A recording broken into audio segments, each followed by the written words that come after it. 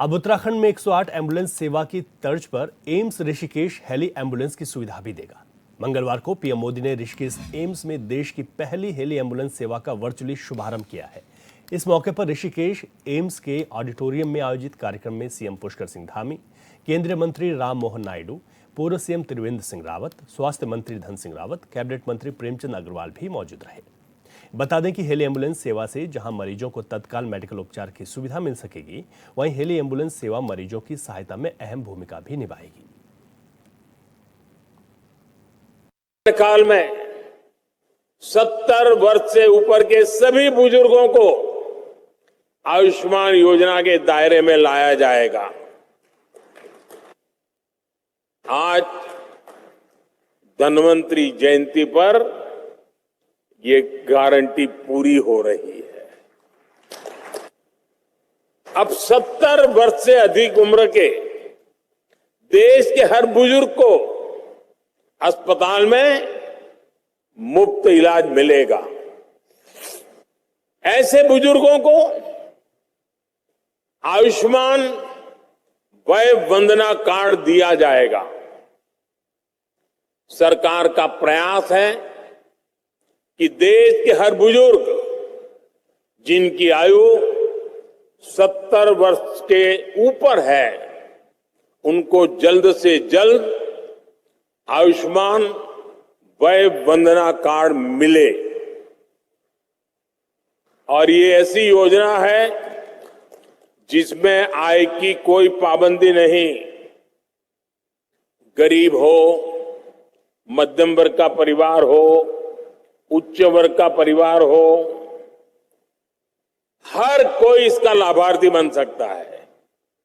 जो इस योजना का लाभ लेना चाहता है, इस देश का नागरिक, वो इसका लाभ अगर 70 साल से ज्यादा उम्र है ले सकता है। हर बुजुर्ग चिंता से मुक्त हो, वो स्वस्थ जीवन जिए, स्वाभिमान के साथ जीवन जिए।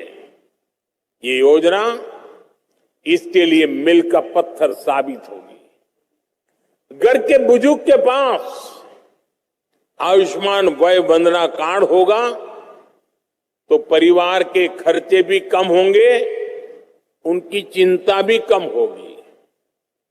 मैं इस योजना के लिए सभी देशवासियों को बधाई देता हूं और 70 साल से ऊपर के सभी बुजुर्गों को मैं भी यहां से प्रणाम करते हुए वय वंदना करता हूं। मुख्यमंत्री पुष्कर सिंह धामी ने आगामी त्योहारों को लेकर अलर्ट मोड पर रहने को कहा है। सीएम ने अधिकारियों के साथ बैठक कर उन्हें ट्रैफिक व्यवस्था को बेहतर बनाने के साथ साथ मिलावटखोरी और खाने में थूक फेंकने जैसी घटनाओं की रोकथाम के लिए सख्त निर्देश दिए हैं। साथ ही मुख्यमंत्री ने सभी प्रदेशवासियों को धनतेरस और दीपावली की भी शुभकामनाएं दी। अच्छी होनी चाहिए। और देखिए, त्योहार सीजन पर हमने इसके लिए एक बड़ी बैठक राज्य की करी है, जिसमें सभी जिलों को, सभी प्रशासनिक अमलों को, अधिकारियों को, सबको निर्देश दिए हैं कि ट्रैफिक व्यवस्था अच्छी होनी चाहिए और लोगों को आवागमन में आसानी होनी चाहिए, सुरक्षित उनकी यात्रा हो, किसी प्रकार की परेशानी न हो। साथ में जो बाजार में बहुत प्रकार के आज मिलावटी चीज़ें आ रही हैं, लोग खाने को दूषित कर रहे हैं, थूक कर, और इस प्रकार के वीडियो वायरल होते हैं, तो ये हमारे राज्य के लिए बिल्कुल भी उचित नहीं। इसलिए हमने कहा कि शासन प्रशासन पूरी तरह से दुरुस्त रहेगा, पूरी तरह से जो है मुस्तैद रहेगा और हमारे जो उत्तर प्रदेश की सीमाएं, अंतर्राष्ट्रीय सीमाएं, उन सीमाओं पर भी और पटाखे इत्यादि जहां छोड़े जाते हैं, उन स्थानों पर भी ठीक प्रकार से सुरक्षित व्यवस्था हो, जिससे कि त्यौहार लोग अच्छे से मनाएं। सबको दीपावली की शुभकामनाएं। देहरादून के मुख्य सेवक सदन में नियुक्ति पत्र वितरण समारोह का आयोजन किया गया। कार्यक्रम में पहुंचे मुख्यमंत्री पुष्कर सिंह धामी ने उच्च शिक्षा विभाग के अंतर्गत चयनित असिस्टेंट प्रोफेसर को नियुक्ति पत्र वितरित किए। साथ ही कार्यक्रम को संबोधित करते हुए असिस्टेंट प्रोफेसर के उज्जवल भविष्य की कामना की। इस मौके पर सीएम के साथ उच्च शिक्षा मंत्री डॉक्टर धन सिंह रावत भी मौजूद रहे। आज से आपका काम शुरू हो रहा है। सही में काम अब खत्म नहीं हुआ है कि नियुक्ति हो गई तो काम खत्म नहीं हुआ, अब काम शुरू हुआ है। क्योंकि आज से आप लोगों ने अपने मन को, मस्तिष्क को, विचार को अपने पूरे मनोयोग से ये सोचना है कि अब मैंने राज्य के लिए, देश के लिए उन कर्णधारों को तैयार करना है, उनको शिक्षा देनी है और उसमें मेरा किस प्रकार से योगदान हो सकता है, क्योंकि साथियों, अध्यापन कार्य कोई सामान्य कार्य नहीं है, एक बहुत बड़ी जिम्मेदारी है और ये भगवान की कृपा से आप सब लोगों को ये सौभाग्य मिला है। विशेषकर उच्च शिक्षा जो है मानवीय संसाधनों को ये तराशने का एक प्रमुख साधन है, क्योंकि उच्च शिक्षा युवा शक्ति को सही दिशा देने का काम करती है। और मैं देख रहा हूं यहाँ पर आप सबके जो आत्मविश्वास से भरे हुए चेहरों को देखकर मैं आप सभी अपने कर्तव्यों का निर्वहन करते हुए न विद्यार्थियों की प्रतिभा और बुद्धि को निखारेंगे, बल्कि अपना सर्वोत्तम देने का काम आप सब करेंगे। एक जिम्मेदार नागरिक बनाने में देश के लिए जो छात्र छात्राएं विद्यार्थी काम आए, उनके निर्माण में आप सब अपना योगदान देंगे। और मैं ये भी देख पा रहा हूँ यहाँ पर कि हमारे जहाँ असिस्टेंट प्रोफेसर हैं, उनके साथ उनके अभिभावकगण भी आए हुए हैं और उनके चेहरों पर भी आज जो प्रसन्नता है वो यहाँ झलक रही है और उनके भी सपने पूरे हो रहे हैं। उन्होंने भी सोचा होगा बचपन से कि मेरा बेटा या मेरी बेटी पढ़ाई करके, तैयारी करके अपनी मंजिल को प्राप्त करे और आप अपनी मंजिल को प्राप्त कर रहे हैं। और उनके भी ये सपने अब आपके साथ जुड़े हुए हैं, क्योंकि जब आप मेहनत कर रहे थे, जब आप तैयारियां कर रहे थे, तो किसी न किसी रूप में वो भी आपके साथ तैयारी कर रहे थे। उनका भी उतना ही योगदान है, योगदान उनका कम नहीं हो सकता है, क्योंकि मैंने इन सब परिस्थितियों को नजदीक से जिया है, नजदीक से देखा है। मैं भी एक सामान्य परिवार में ही, हम सभी लोग सामान्य परिवारों से यहाँ आकर काम कर रहे हैं, तो इसको भली भांति मैं महसूस करता हूँ कि एक विद्यार्थी के साथ उसके पूरे परिवार की आशाएं और अपेक्षाएं जुड़ी होती हैं, सपने जुड़े होते हैं। पहले प्रदेश के युवा बहुत मन लगाकर पढ़ाई करते थे, तैयारी करते थे, माता पिता भी तैयारी करवाते थे, छोटा छोटा काम करते थे, घर में कोई सब्जी लगाता था, कोई फल लगाता था, कोई गाय पालता था, भैंस पालता था, दूध का काम करता था, चाय की दुकान, छोटी दुकान करके मेहनत मजदूरी करके अपने बच्चों को पढ़ने लिखने के लिए भेजते थे। लेकिन उनका नंबर नहीं आता था और इस कारण से क्योंकि पेपर लीक हो जाया करते थे, क्वेश्चन बैंक लीक हो जाता था, नकल माफिया नकल करवाते थे और उसके कारण से बहुत बार उनमें वो डिप्रेशन की स्थिति में आ जाते थे।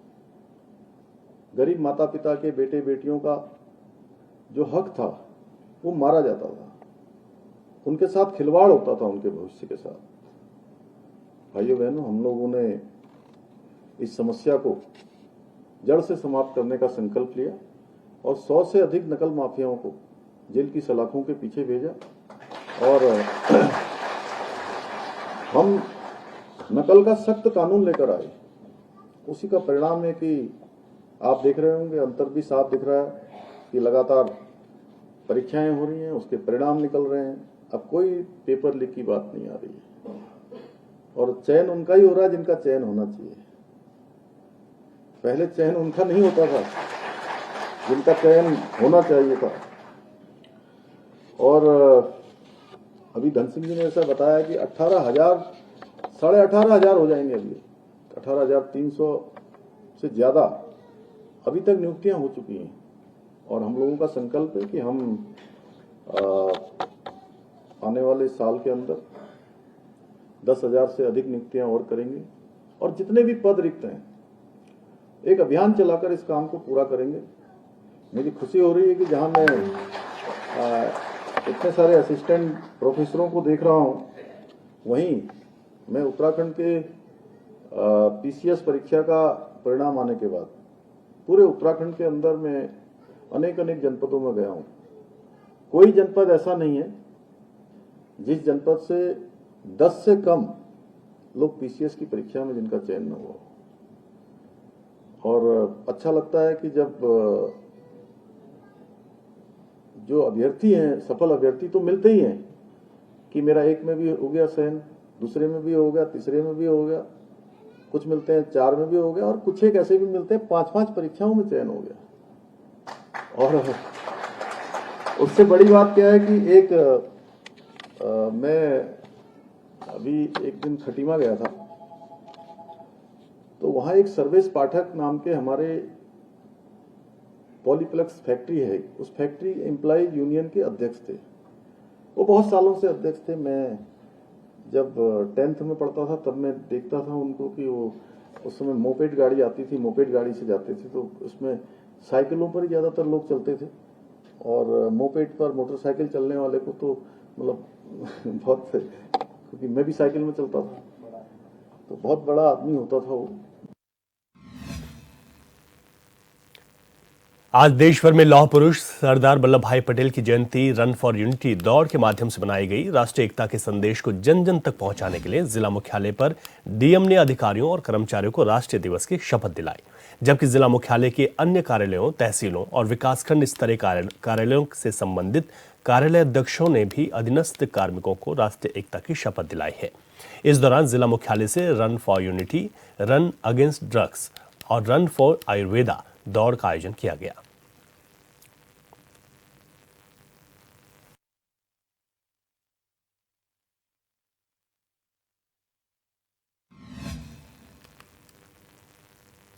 हरिद्वार पुलिस की ओर से भी सरदार वल्लभ भाई पटेल की जयंती को राष्ट्रीय एकता दिवस के रूप में धूमधाम के साथ मनाया गया है। एसएसपी परविंदर सिंह डोभाल के नेतृत्व में पुलिस फोर्स पुलिस लाइन से 4 किलोमीटर की दौड़ लगाते हुए पुलिस कार्यालय रोशनाबाद हरिद्वार पहुंची, जहां एसएसपी ने पुलिस अधिकारी समेत कर्मचारियों को राष्ट्रीय एकता और अखंडता की शपथ दिलाई।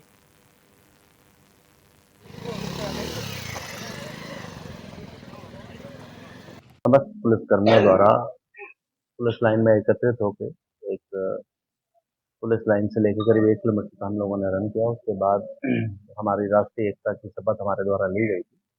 हालांकि यह कार्यक्रम 31 अक्टूबर को होता है, पर उस दिन दीपावली का त्यौहार होने के कारण इसको किया गया था, और उसमें हमारे समस्त अधिकारियों, समस्त कर्मचारियों द्वारा प्रतिभाग किया गया, और राष्ट्रीय एकता को बढ़ाने के लिए और राष्ट्रीय सुरक्षा को बढ़ाने के लिए एक शपथ हमारे द्वारा ली गई है, और हम सभी पुलिसकर्मी इस शपथ पर अनुसरण करेंगे और इसका पालन करते हुए राष्ट्रीय एकता को मजबूत करने का हमारा जो प्रयास है उसको हम और ज्यादा मजबूत।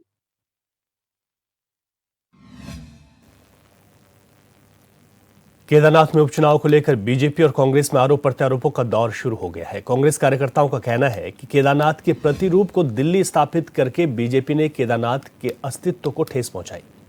वहीं इस पर बीजेपी के प्रदेश प्रवक्ता हनी पाठक ने पलटवार किया और कहा कि पहले मुंबई में बद्रीनाथ धाम का प्रतिरूप स्थापित किया गया था, जिसका शिलान्यास हरीश रावत ने किया था। उन्होंने कहा कि धामी सरकार ने प्रदेश के चारों धामों के नाम और प्रतिरूप स्थापित करने पर कड़े प्रावधान किए हैं।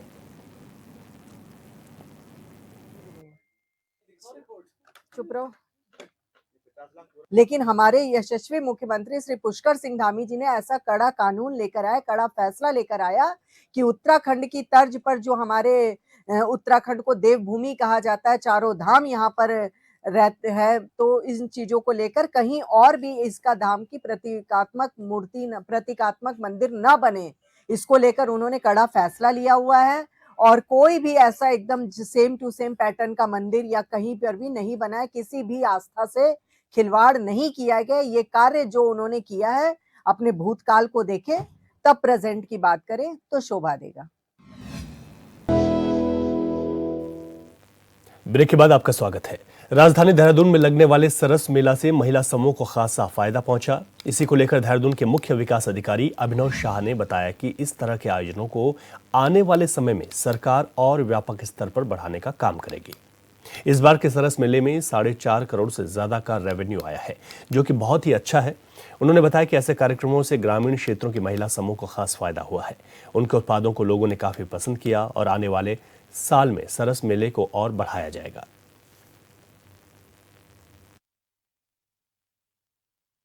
देखिए, जैसे आपको पता ही है 10 दिन हमारा सरस मेला चला है 18 तारीख से 27 तारीख के बीच। तो इसमें जो हमें रिस्पॉन्स मिला, बहुत ही पॉजिटिव रिस्पॉन्स मिला है इस बार। और जितनी भी हमारे महिला समूह आए थे उनको बहुत ही अच्छी बिक्री हुई है उनकी।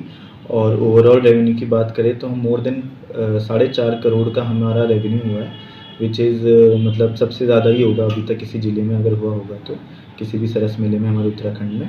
तो ये बहुत ही अच्छी हमें मिली है। आगे भी हम जैसे अगर नेक्स्ट ईयर सरस होता है उसमें भी और भी कोई प्रोग्राम होता है तो उसमें जितने महिलाएं समूह हैं वो उसमें बढ़ चढ़ कर पार्टिसिपेट करेंगी। उनको अच्छा इसमें रिस्पॉन्स भी मिल रहा है, उनके प्रोडक्ट्स अच्छी बिक्री हो।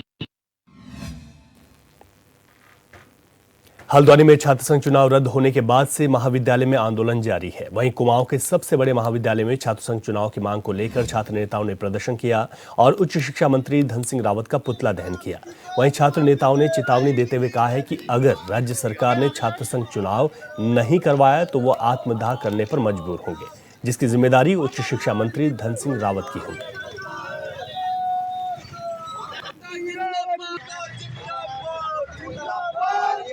अनशन में बैठे हुए सरकार ने अभी तक चुनाव की डेट घोषित नहीं कर रखी है। अल्मोड़ा में हम लोग देख रहे हो कि अल्मोड़ा में एक बंदे ने अपनी आत्महत्या कर दी। तो धन सिंह रावत ये भी चाह रहे कि हल्द्वानी में भी पेट्रोल डाल के छड़ के अपनी को आग लगाए, यही डाल रहे हैं। जब तक चुनाव की तिथि घोषित नहीं देंगे हम ऐसे अनशन में बैठे रहेंगे। अगर चुनाव की तिथि नहीं होती तो हम अपने ऊपर पेट्रोल डाल के हम भी अपने आत्महत्या कर देंगे। हम छात्रों को ना दबाया जाए।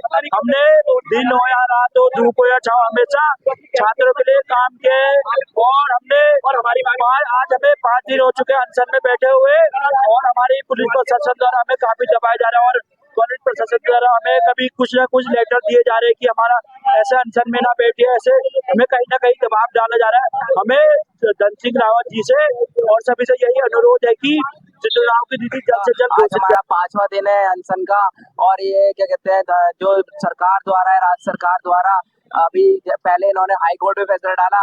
अब हाई कोर्ट ने कहा है जब उत्तराखंड राज्य सरकार के हाथ में है तो ये लोग क्यों नहीं करा रहे हैं? क्या वजह है जो ये चुनाव के लिए चुनाव की तिथि घोषित नहीं कर रहे? ऐसा क्या रीजन है जो चुनाव नहीं करवा रहे हैं? आज ये हमारे भाई अल्मोड़ा, हमारा जो एक भाई अल्मोड़ा में उसने आत्मदाह किया। हमारा ये मांग है धन सिंह रावत जी से कि क्या कहते हैं जल्द से जल्द। उत्तराखंड में चारों धामों को कनेक्ट करने के लिए हजारों करोड़ की लागत से ऑल वेदर रोड का निर्माण किया जा रहा है, जिसका काम अब तक जारी है। और इन सब के बीच और इस वक्त आपको सीधे ऋषिकेश एम्स लेकर चलते हैं, जहां पर उत्तराखंड के मुख्यमंत्री पुष्कर सिंह धामी संबोधित कर रहे हैं। हमारे उत्तराखंड वासियों की तरफ से मैं स्वागत करता हूं, अभिनंदन करता हूं और साथ में हमारे हरिद्वार लोकसभा क्षेत्र के लोकप्रिय सांसद और पूर्व मुख्यमंत्री आदरणीय त्रिवेंद्र सिंह रावत जी, यहाँ ऋषिकेश के हमारे विधायक और उत्तराखंड सरकार में बहुत सारे मंत्रालय जो देखते हैं, आदरणीय प्रेमचंद अग्रवाल जी, मेरे साथ इस कार्यक्रम में हमारे राज्य के स्वास्थ्य मंत्री आदरणीय डॉक्टर धन सिंह रावत जी, श्री सुरेश भट्ट जी जो हम लोगों के साथी हैं, साथ में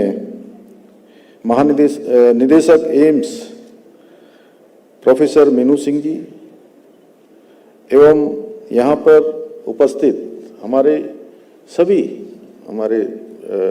स्वराज जी समेत हमारी पूर्व मेयर अनीता जी और हमारे करतार सिंह बढ़ाना जी भी यहाँ आए और सभी आए हुए हमारे अतिथिगण, भारतीय जनता पार्टी के जिला अध्यक्ष भाई रविंदर जी और यहाँ पर पधारे हमारे सभी स्टूडेंट्स, सभी हमारे स्वास्थ्य के क्षेत्र में, मेडिकल हेल्थ के क्षेत्र में अनुसंधान करने वाले हमारे सभी वैज्ञानिक, डॉक्टर, अध्यापक, प्राध्यापकगण, सभी विद्यार्थीगण, पत्रकार मित्रों एवं छायाकार बंधुओं, मैं आपके इस कार्यक्रम में आप सभी का स्वागत करता हूं, आप सबका अभिनंदन करता हूं। साथ ही आज भगवान धन्वंतरी जी की जयंती के और राष्ट्रीय आयुर्वेद दिवस की भी आपको बधाई देता हूं, शुभकामनाएं देता हूं और आज धनतेरस भी है, उसकी भी आप सबको शुभकामना देता हूं। भाई बहनों, आज हमारे एम्स ऋषिकेश का आदरणीय प्रधानमंत्री जी के कर कमलों से एरो मेडिकल सर्विसेज का यहाँ पर उद्घाटन किया गया, जो निश्चित रूप से इस सेवा के प्रारंभ हो जाने से हमारे यहाँ की मेडिकल व्यवस्था और अधिक अच्छी होगी और अधिक आधुनिक होगी और लोगों को बहुत आसानी से संकट काल में या बहुत समय में जब हम सड़क मार्ग से जहाँ नहीं पहुँच पाते हैं, उस समय में ये सेवा उनके लिए एक संजीवनी का काम करेगी। मैं हमारे प्रदेश की